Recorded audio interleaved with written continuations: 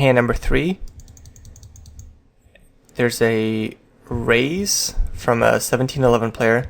This is the same guy that ended up calling with 10-8 suited in the previous hand, and a flat on the button from a fairly loose player, but who folds to a lot of 3-bets. So I end up squeezing and get called by the player in the on the button. So right off the bat, I don't think he can be that strong, given how he, given the fact that he just ended up calling pre-flop originally. So I don't think he's going to have an overpair here. So I bet this flop and get called.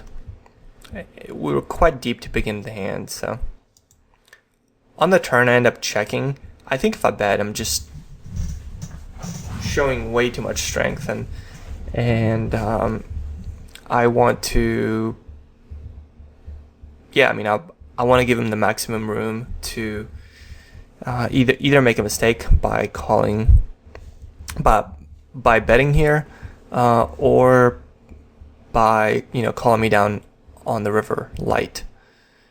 If he has something like 6s or 7s and just doesn't give me credit. But he ends up betting here, and he bets 43 into 72, and he's gonna have much less than a pot size bet left here, and my decision is whether to just shove or whether to call.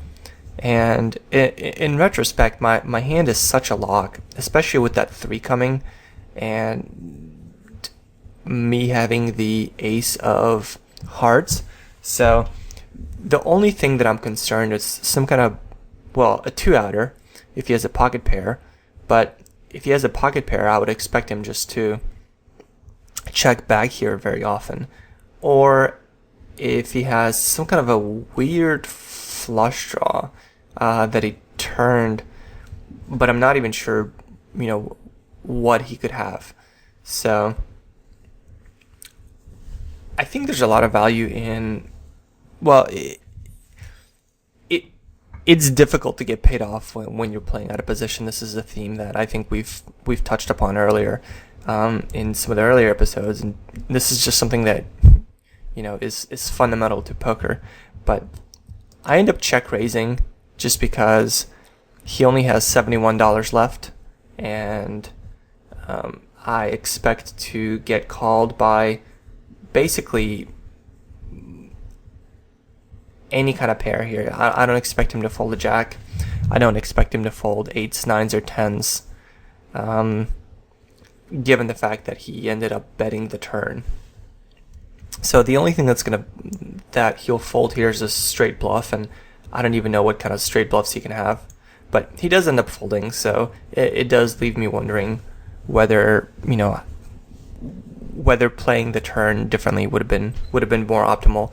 But even if I flat there and the river's a blank, I guess what I can do is I can flat the turn and then shove any kind of river, just because I expect him to flat. I guess shoving the river doesn't accomplish anything anything different than check raising the turn would. So the other alternative is to check the river as well and end up having him shove.